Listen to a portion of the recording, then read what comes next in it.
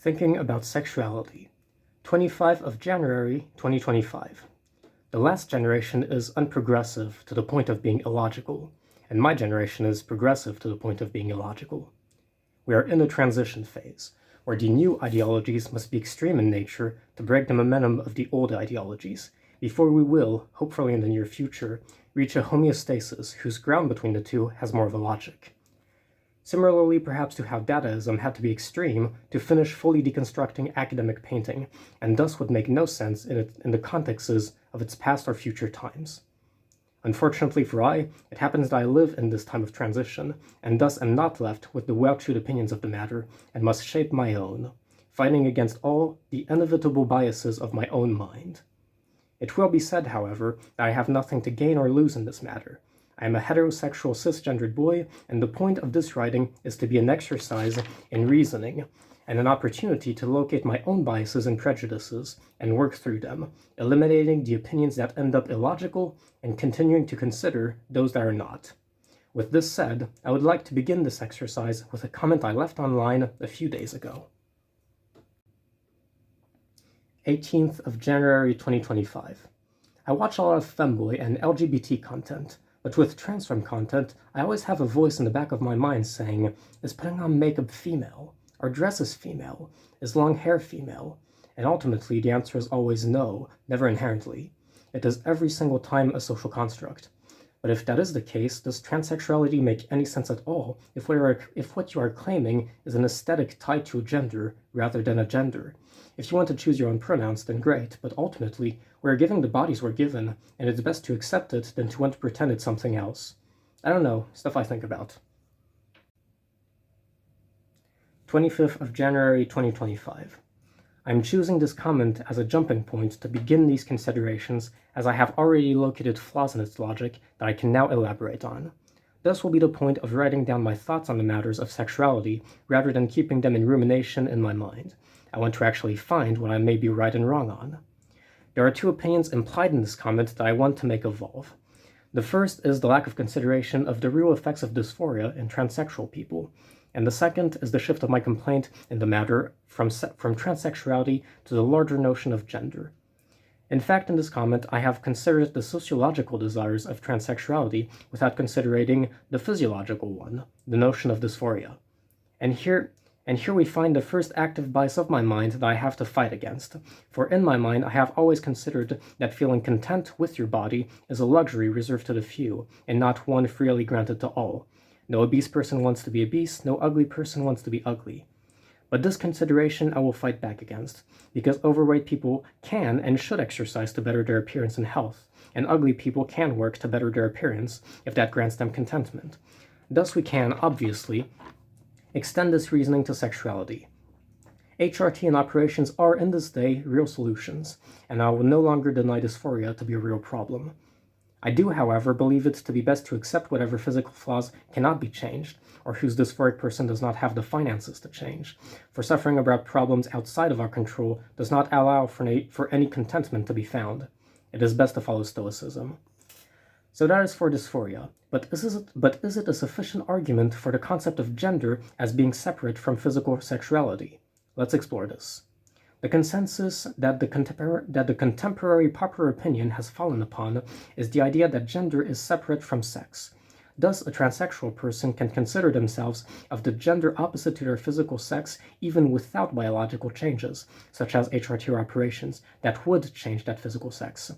But obviously, this begs the question, what is gender? The answer is that it is not physical, it is sociological. It is a matter of aesthetic and behavior.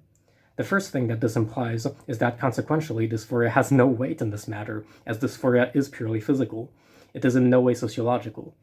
But by the extension of this reasoning, dysphoria has no part to play in the establishing of gender, since gender is a way to dress, a way to act, and not the natural shape of the body.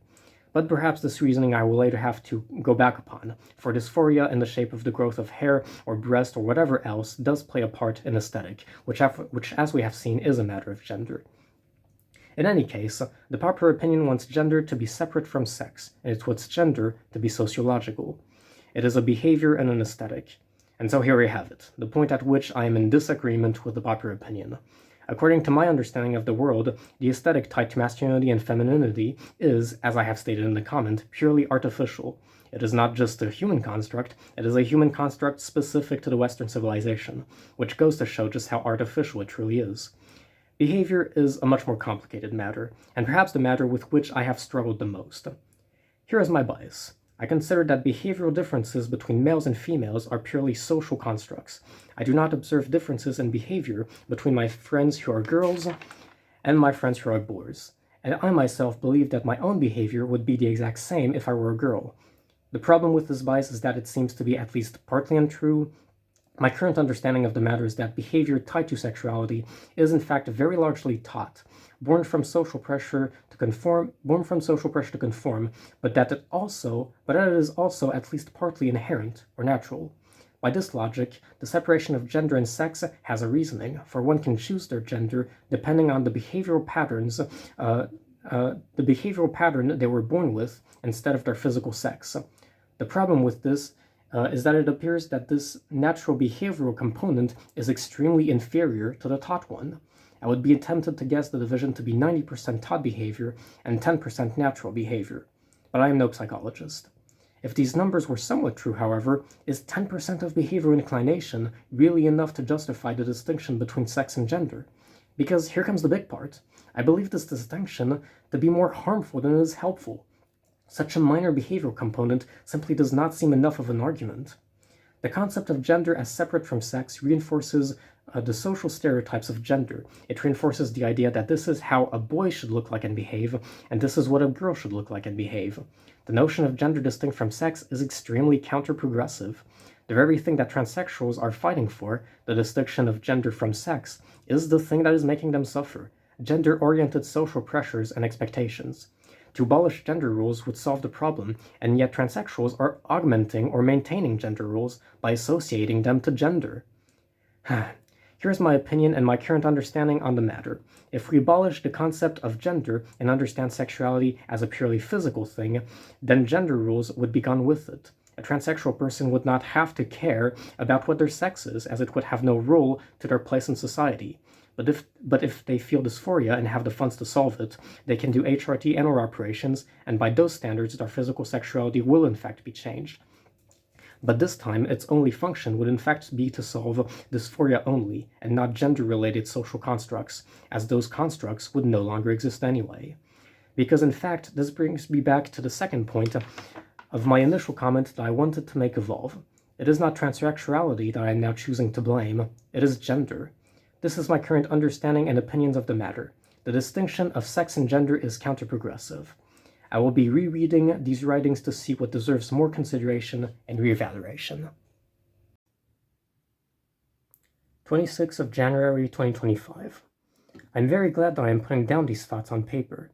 I find that when one keeps one's thoughts in their mind, they become their opinions instead of the presentator of them. You tend to more easily lose track of the lines of reasoning that brought you to your conclusions and become the opinion, have more difficulty seeing flaws in the mental tracks you followed.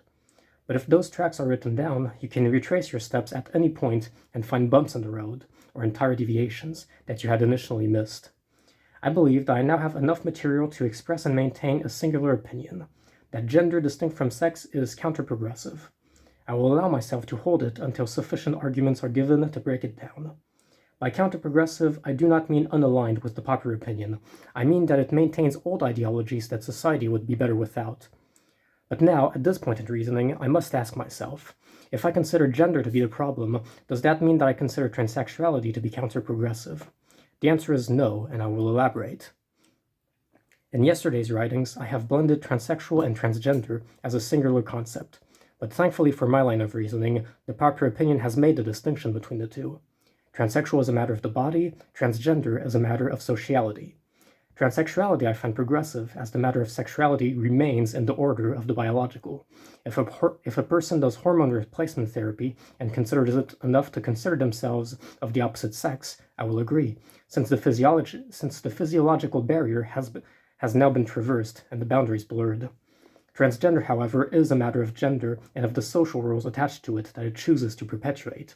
It considers that gender is an aesthetic and a behavior, and as I have formulated in yesterday's writings, the aesthetic is purely a social construct, and the difference in behavior between males and females is not only extremely minimal, it is also largely born from social conditioning.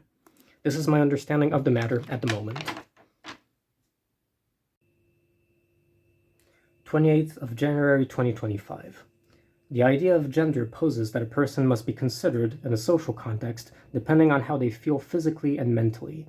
I pose that physicality must play no part in how we consider a person. I am pro-transsexual and anti-transgender, for I understand gender as the problem. If the person feels dysphoric, it is a matter of the body, not of social behavior, and HRT operations, lasers, and whatever else will help, but it is a matter of the relation between a person and their body, and does not play into social considerations. As for the mental component of gender, I have already stated that, for one, the difference in behavior between males and females is very faint, and for two, it is more so born from social conditioning than from biological realities. But let's test this understanding by considering that a misfit behavioral component is enough to justify the categorization that is gender. What if males and females truly were fundamentally different on a behavioral level? That would surely justify the being of transgender, for one could fit into a gender appropriate to their behavior. I contest this, and I pose that for three, even if males and females are fundamentally behaviorally different, we should still consider them in the same way on a social level.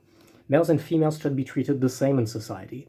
Women have fought so hard to earn the same place as men in society, and now the idea of gender as distinct from sex is growing, and since it is a matter of the social and not of the physical, it is posing that males and females should be treated, understood, and considered in a different way to each other. The work of feminism is unfortunately being dismantled. That is only as long as we maintain the idea of gender. Even if these differences in behavior are distinct, we must, for the betterment of society, consider them the same in social environments, just as we must treat people of any ethnics, cultures, neurotypes, and anything else the same, even if differences in behavior come with these characteristics. We would not treat a dark-skinned person differently than a white-skinned person, even if they have very real cultural and social components specific to that ethnicity. And in the same manner, we must not treat females and males differently, even if they have differences in behavior and understanding. Thus, if gender is behavioral, it must still not affect how a person is considered, which of course defeats the purpose of gender, as its purpose is to be seen and considered in a specific manner. Now that I have discovered that my opinion lays in the abolition of gender, let's put this perspective to the test by considering a situation. What if a person born male wants to be seen a female, and adopts the female aesthetic but does not do HRT or operations? To the eyes of the popular opinion, that person's sex is male and their gender is female. So surely the abolition of gender would only hurt such a person. That is a very valid argument, and to it I have this to respond. Let's observe this on the physical and on the social. On the physical, if that person feels dysphoric, the problem does not lie in how they are seen, but how they feel within their bodies.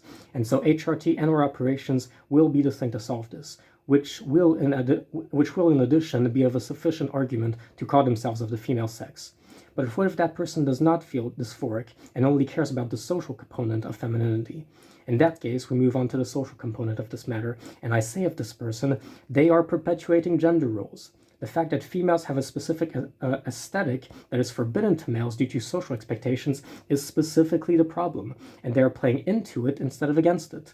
They are connoting that because they are of that gender, they have access to that aesthetic, or that because they are expressing that aesthetic, they are of that gender.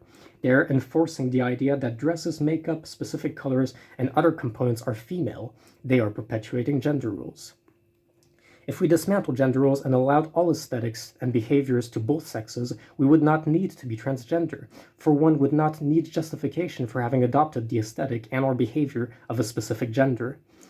If the person born male of this situation wants to be seen as female, without the biological components to make of that a truth, they are inexorably implying that females must be treated differently than males in social contexts, and this I am against. They're implying that there is a female way to dress, to behave, to be seen, to be considered, to be acted with. These distinctions are gender rules. They are counterprogressive. Transgender is counterprogressive.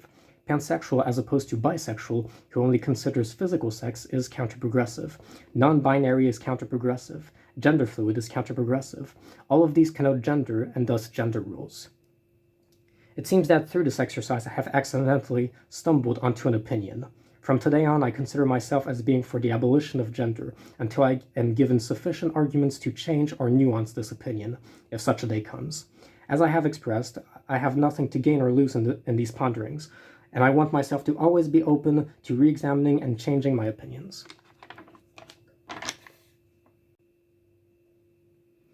1st of February 2025.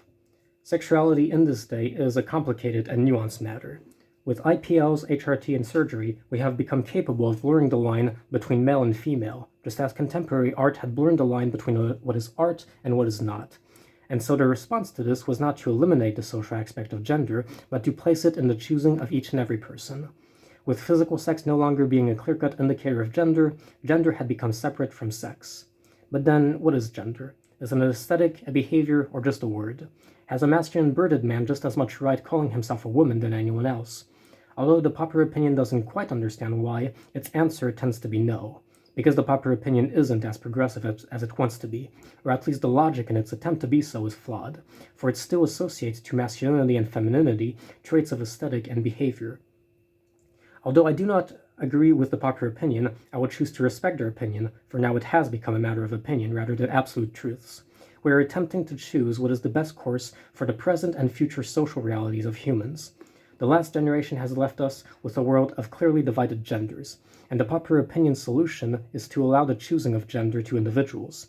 My perspective is that this is only a temporary solution, and that on the long term we should strive to abolish gender and its rules. I cannot blame transgender women for feeling the need to call themselves women, to wear the female-attributed aesthetic and behavior, and to be perceived in that category of humans, because the current reality they live in is one of clearly divided genders. It is the necessary temporary solution. And my opinion is that the long-term solution is to extend the female-male division from the physical up to the social. The counter-argument I still have to this is still the matter of behavior. The aesthetic I understand is completely artificial, but the behavior is only partly so, and how much exactly is what I struggle to understand. Perhaps there truly is a strong difference in behavior between genders that is not just a result of social conditioning. After all, strong divisions between genders are established in about every country on Earth and have existed, as I understand it, since as far back as the Mesolithic. This is the reason for which I accept the perspective of the popular opinion. However, my decision remains to contest it, for I have a counter-argument. I believe that gender-specific behavior should not be a factor in how a person is considered in a social situation. In an academic debate, the gender of an expert presenting an opinion should have no impact in our manner of receiving the opinion. In a social situation, the gender of a person should not alternate how we behave towards that person or how we consider them, just as we should alternate perspective and considerations depending on a person's ethnicity and culture. This is the theory, however, and there is a bias I am subjected to that I must analyze. I am autistic, and like the majority of high-functioning people with autism, my behavioral gender filter is very light. It does not affect much my own behavior. It has been shown that many people with autism label themselves as non-binary, which I am opposed to, for I am for the abolishment of gender. But the perspective makes a lot of sense. To be a human male or a human female, one must first be a human. This is a difficult bias to deal with, for I naturally tend to suppose that all gender behaviors are the result of social construct, when that is mostly untrue. So the question remains, is behavior enough to justify male-female divisions? Is behavior enough to justify gender? And because the answer to this is not an absolute truth, it must be that it is a matter of opinion. My opinion is tangled with my biases, but I have sufficiently dissected it to decide to withhold it. And for it is an opinion, I will tolerate and emphasize with the popular opinion, even though my perspective shows it to be negative for humanity on the long term. 6th of February 2025. Today I have been told something that is making me completely reevaluate my perspective. Some people see a difference between gender and gender expression. I had not considered this. If this perspective is logical, it is then gender expression I am against. But in this context, what exactly is gender as detached from the expression of it? It would be behavior, and this line of reasoning would also allow for the physical to be part of gender, dysphoria being the indicator and the misfit of it. But what even is behavioral gender if detached from gender expression? Is the way you act even when alone enough for the categorization that is gender? I certainly understand the logic in this, but I also want to contest it by saying what even is the point of categorization at this point? This is a nuanced matter, and it must be considered as such. But if I had to land on an opinion at this point in reasoning, I would still be for the abolition of gender. If gender is not social, then this suggests that a given person would feel like a boy or feel like a girl. I do not think there are such feelings, and by that I mean that I only understand them as social. But maybe I am wrong. Do boys and girls think differently? Is that enough for categorization? What is the point of categorizing genders if gender roles don't exist anymore? Why would anyone care about their gender? Why would it matter? It must be social, right? If it's not about being socially perceived in a specific matter, what is the point of making a male-female distinction at all? I was so convinced about my opinion a few days ago, but now I'm just confused. Probably gender does exist, and it can be distinct from sex, and gender expression is what had been tangling these matters into a mess. But yet again, if gender is not about being perceived in a specific manner, what is the point of it existing? When you are alone, you are no longer an actor. You just become an observer. You remove yourself from any possible categorization. Or do you? Is the way you act and behave really enough for the arbitrary word of male or female to be labeled upon you? What is the point of any of this? Gender only has validity when it is not social, and gender has no function when it is not social. Alright, let's try to take something out of this. I am going to have to sever the nuance of this matter if I want to uphold a singular opinion. Here is my opinion at this point in reasoning. I consider gender to be social, because if it is not, I see no reason why it would exist. And if thus it is social, I remain, as always, for the abolition of it. 7th of February 2025. Essentially, this dilemma can be set to a single question. Is behavior enough to justify gender? And this question is complicated because it is not a matter of absolute truths. It is a matter of choosing how we want to consider something. I don't think one feels like a boy or feels like a girl unless they are seen. As I understand it, gender is purely a social tool.